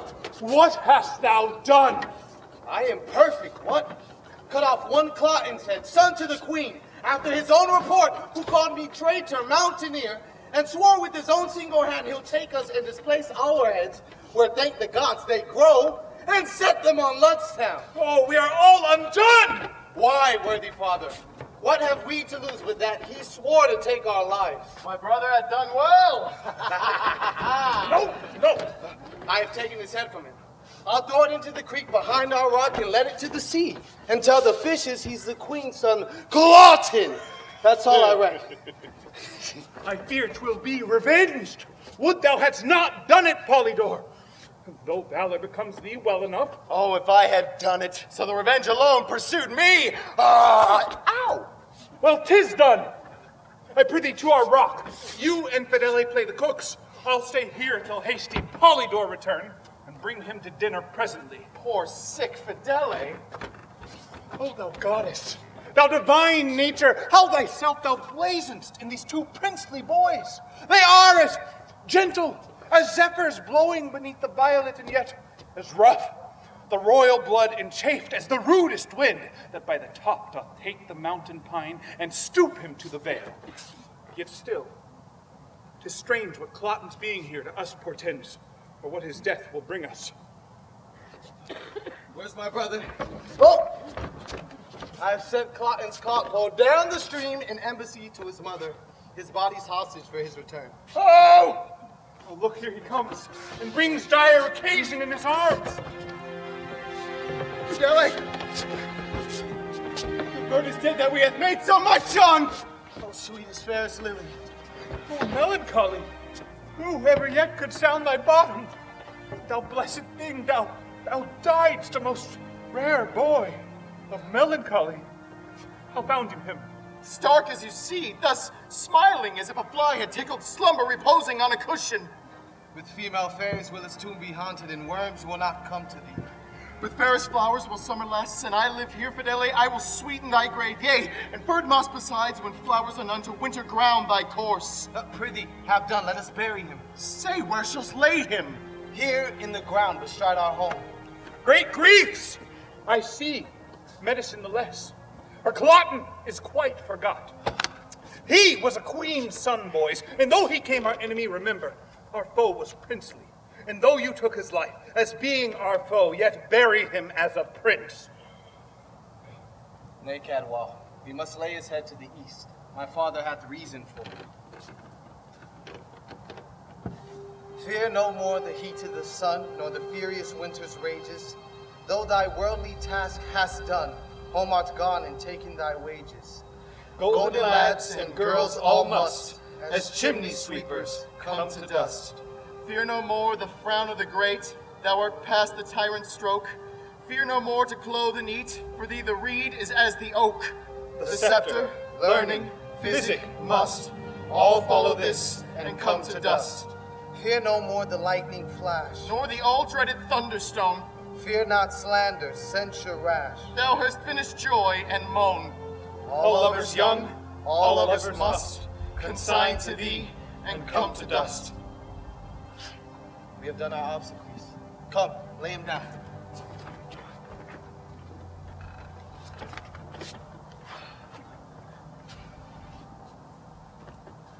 Apart upon your knees.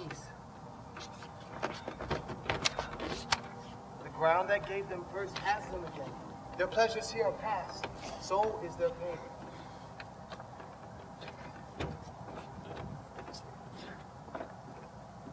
Aye, sir, to Milford Haven. Which is the way? Faith, I have gone all night. Oh, down and sleep. But soft, no bedfellow. Oh, gods and goddesses! I hope I dream. The dream's still here even when I wake. It is without me, as within me, not imagined. Felt. A headless man, the clothes of Posthumus. Murder in heaven, how? 'Tis gone. Sonio, thou conspirator, that a Regulus devil has here cut off my lord. Damned Bassanio hath with its forged letters, damned Bassanio, from this most bravest vessel of the world struck the main top. Aye, Posthumus, where is thy head? I mean, where's that? Bassanio might have killed thee at the heart and left this head on. How should this be, Bassanio? That drug he gave me, which he said was precious and cordial to me, have I not found it murderous to the senses? That confirms at home this is Bassanio's deed and clotted. Oh, give color to my pale cheek, that we, the hoarder, may seem to those who chance to find us. Oh, my lord! Oh, my lord!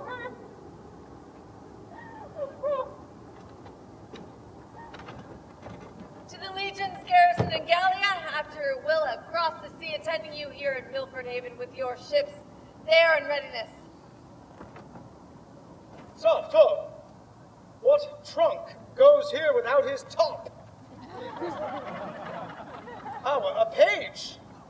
Or dead, or sleeping on him? But dead rather, for nature doth abhor to make his bed with the defunct or sleep upon the dead. Let's see the boy's face.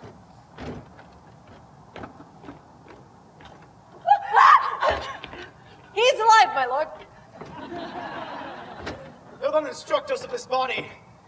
Young one, inform us of thy fortunes, for it seems they crave to be demanded. Who is this thou makest thy bloody pillow? Or who was he? What's thy interest in this sad wreck? How came it? Who is it? What art thou? I am nothing. Or if not nothing, to be were better. This was my master. A very valiant Briton and a good that here by mountaineers lay slain. There is no more such masters.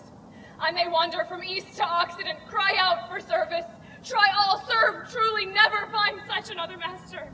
Lack, good youth, thou movest no less with thy complaining than thy master in bleeding.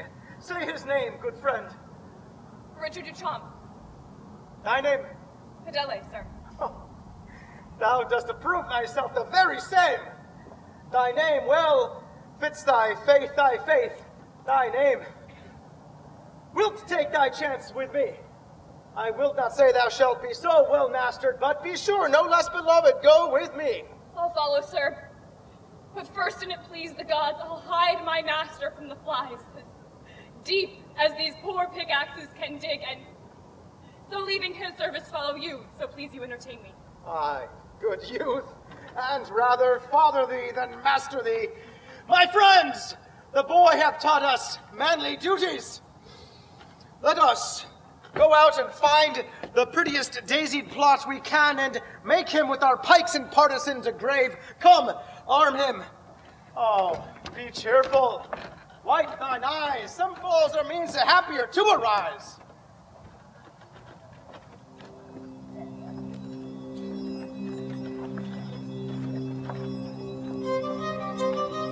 Good. Bring me word how 'tis with her. Fever, with the absence of her son. A madness, of which her life's in danger.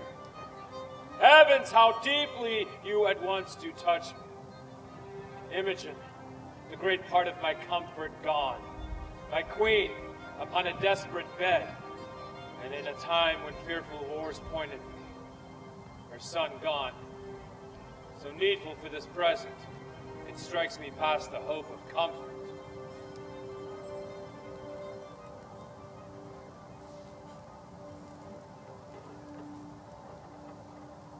Hail, great king. To sour your happiness, I must report, the queen is dead. How ended she? With horror, madly dying like her life, which being cruel to the world, concluded most cruel to herself. What she confessed I will report, so please you. For women can trip me if I err, who with wet faces were present when she finished. Prithee say. First, she did confess she never loved you. Only affected greatness got by you, not you. Married your royalty, was wife to your place, abhorred your person.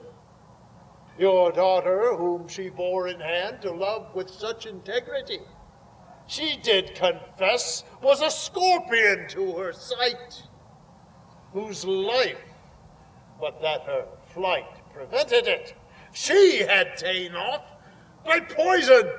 Most delicate fiend. Who is it can read a woman? Is there more? Oh, more, sir, and worse. She did confess she had for you a mortal mineral, which being took would by the minute feed on life, and lingering by inches waste you, in which time she purposed with watching, weeping, tendance, kissing, to overcome you with her show, and when she had fitted you with her craft, to work her son into adoption of the crown. Failing her end by his strange absence, grew desperate, opened in despite of heaven and men her purposes, repented the evils she hatched were not affected, and so despairing died. Heard you all of this? I did, so please your majesty. Mine eyes were not at fault, for she was beautiful. Mine ears that heard her flattery, nor my heart that thought her like her seeming. It had been vicious to have mistrusted her. Yet, oh my daughter, that it was folly in me, thou mayst say, and prove it in thy feeling. Heaven mend all! I heard no letter from my master since I wrote him Imogen was slain. 'Tis strange. Nor hear I from my mistress, who did promise to yield me often tidings. Neither know I what is betid to Claughton, but remain perplexed in all. The heavens still must work.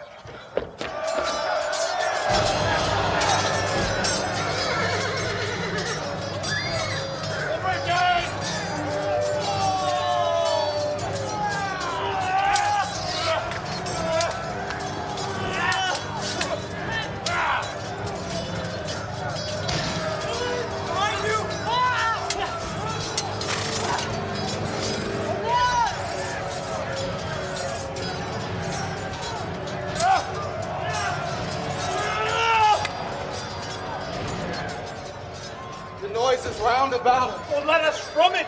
What pleasure, sir, find we in life to luck it from action and adventure? Nay, what hope have we in hiding us? This way the Romans must or forbid and slay us, or receive us for unnatural votes during their use and slay us after. Sons will hire to the mountains, there secure us. To the king's party there's no going. Newness of Claughton's death, we being not known, not monstered amongst the bands, being rather still rendered where we have lived, and so extort from us that which we have done, whose answer would be death drawn on by torture. This is, sir, a doubt. In such a time, nothing becoming you nor satisfying us. Oh, I am known of many in the army, many years, and besides, the king hath not deserved my service, nor your love. Finding my exile the want of breeding and the certainty of this hard life. That be so. Better to cease to be. Pray, sir, to the army, I and my brother are not known. By the sun that shines out thither. What a thing is it that I never did see man die. Have scarce looked upon blood but that of coward hares, hot goats, and cloten. Never bestrayed a horse save one that had a rider like myself, who ne'er wore rowel nor iron on his heel.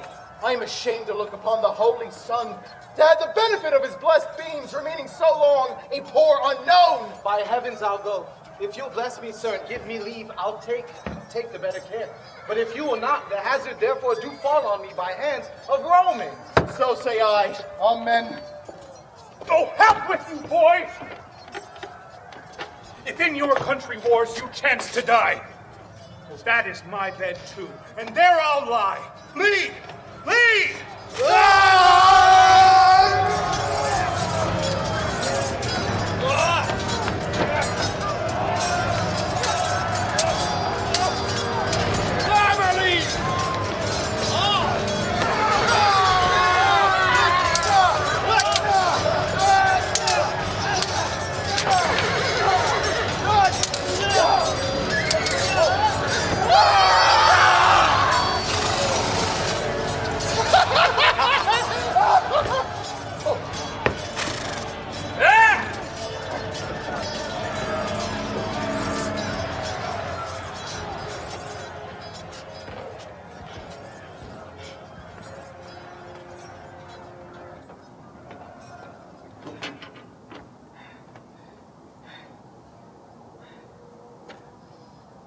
Yea, bloody cloth, I'll keep thee, for I wish thou shouldst be colored thus.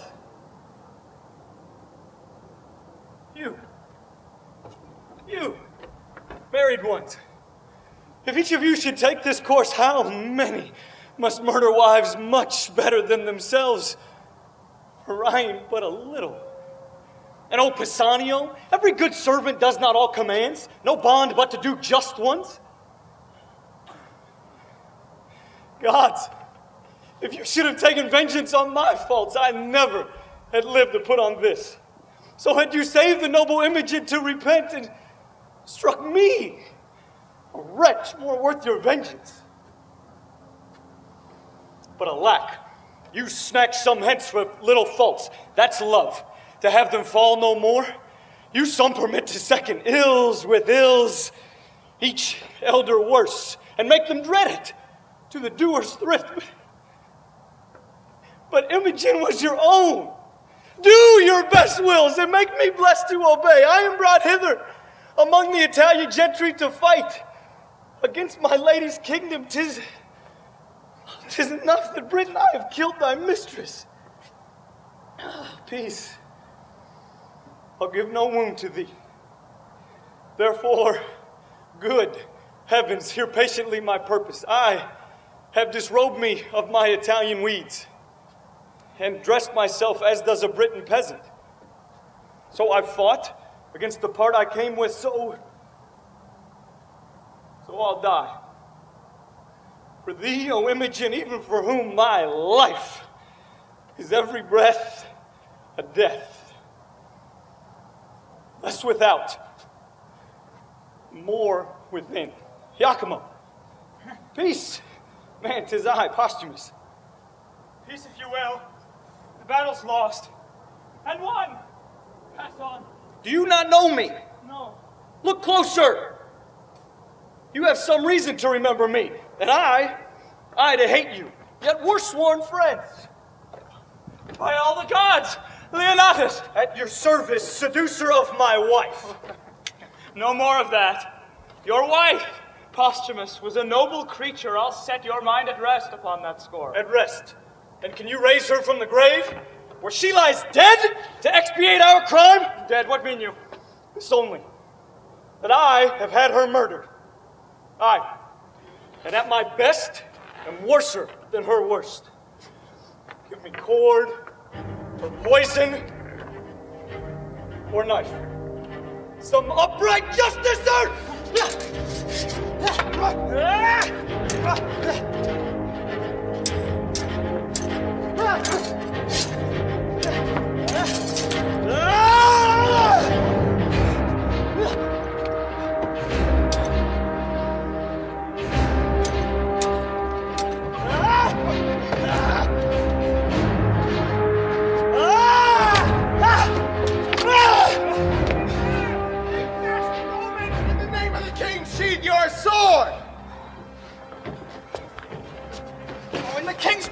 must yield perforce.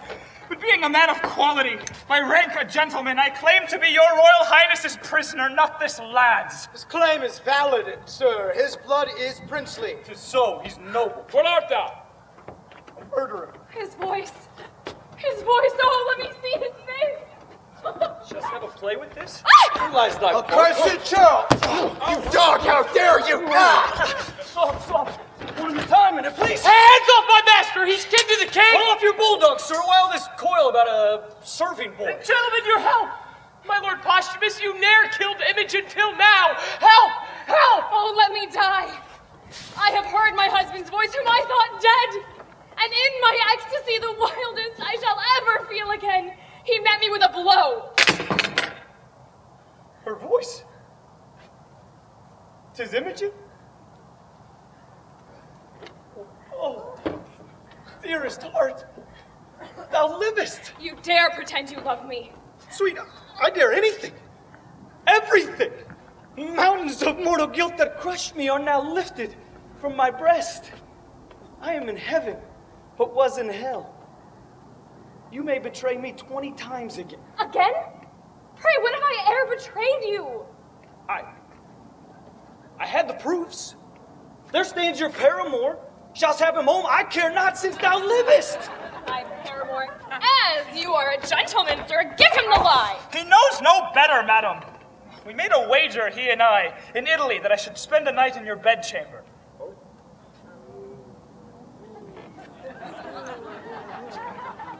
You made this wager. I did. He won. How? He never came within my bedchamber. You must be mad, senor, or else the most audacious of all liars to ever swear away a woman's honor. On one point, I do confess a fault. I stole your bracelet while you were asleep. And cheated me out of my diamond ring, too. Both ring and bracelet had some magic in them that would not let me rest until I laid them before Mercury's altar. He's the god of thieves. But I make amends. With 10,000 ducats due to me for the wager you've lost. And this, you think, sirs, makes good all you have done to me, you and my husband there. It remedies what can be remedied. As for the rest, it cannot be undone. We are a pitiable pair. But you will go farther and fare worse, for men will do such things to women. You at least have grace enough to know yourself for what you are. My husband thinks that all settled now, and this a happy ending. Well? My dearest, what could I think? This fellow did describe a mole upon your breast. And thereupon you bade your servant kill me. It seemed natural. Strike me again, but do not say such things! And if you do, by Jupiter's lightning bolt, I'll kill you where you 50 sons-in-law. Peace, boy, we're in the presence of the king. Cadwal, you and Polydor, my newfound brothers, are my truest friends. Would either of you, were I 10 times faithless, have sent a slave to kill me? All the world should die first. Whilst we live, Fidele, none shall harm you. Child, hear me out. Have I not told you that my guilty conscience had almost driven me mad? And then heaven opened, and you appeared. But prithee, dearest wife, how did you come to think that I was dead? I cannot speak of it. It is too dreadful. I saw a headless man dressed in your clothes. That was Claude. Son, he said to the queen. I cut off his head. Mary! The gods forfend! I would not thy good deeds should from my lips pluck a hard sentence. Prithee, valiant youth, deny it again. I said it, and I did it. He was a prince! A most incivil one. The wrongs he did me were nothing prince-like. He provoked me with language that would make me spurn the sea if it could so roar to me. I cut off his head, and am right glad he is not standing here to tell this tale of mine. I am sorry for thee by thine own tongue. Thou art condemned, and must endure our law. Thou art dead! Find the offender, take him from our presence. Stay, Sir King! This man is better than the man he slew, as well descended as thyself, and hath more of thee merited than a band of Clotons ever had scar for. Let his arms alone. They were not born for bondage. Why, old soldier, wilt thou undo the worth thou art unpaid for by tasting of our wrath? How have dissent as good as we? In that he spake too far. And thou shalt die for it. We shall die all three, but I will prove that two of us are as good as I have given him out. Take him away. The whole world shall not save him. Not so hot. First, pay me for the nursing of thy sons. What? Nursing of my sons? I am too blunt and saucy. Here's my knee. Ere I arise, I will prefer my two sons, and then spare not the old father. Mighty sir, these two young men who think they are my sons are none of mine. They are the issue of your loins, my liege. This gentleman, whom I call Polydor, most worthy prince as yours, is true Guiderius.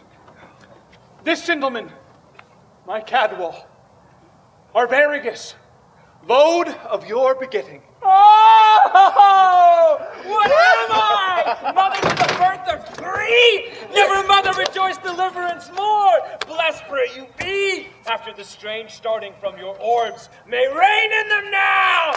Oh, Imogen, thou hast lost by this kingdom. No, my lord, I have got 2 worlds by brothers. Oh!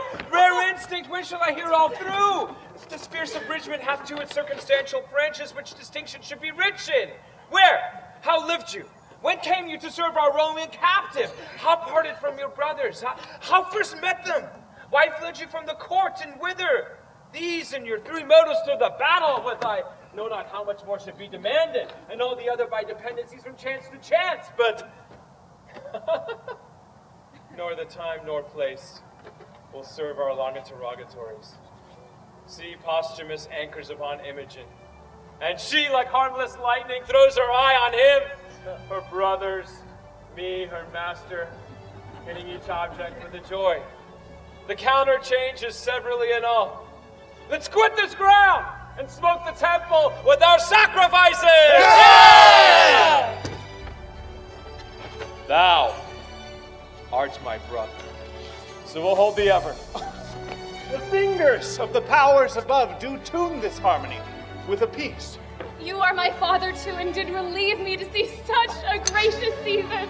All overjoyed! Save those in bonds. Let them be joyful too, for they shall taste our comfort! My master, I will yet do you service. Happy be you! Peace be it then, for by this gentleman's report and mine, I hope Imperial Caesar will reknit his favor with the radiant Cymbeline, which shines here in the west. Yeah! And a Roman and a British ensign wave friendly together. So through Ludstown march, and in the temple of great Jupiter, our peace we'll ratify, sealed with feast set on there. Never was a war did cease, ere bloody hands were washed with such a peace. Yeah!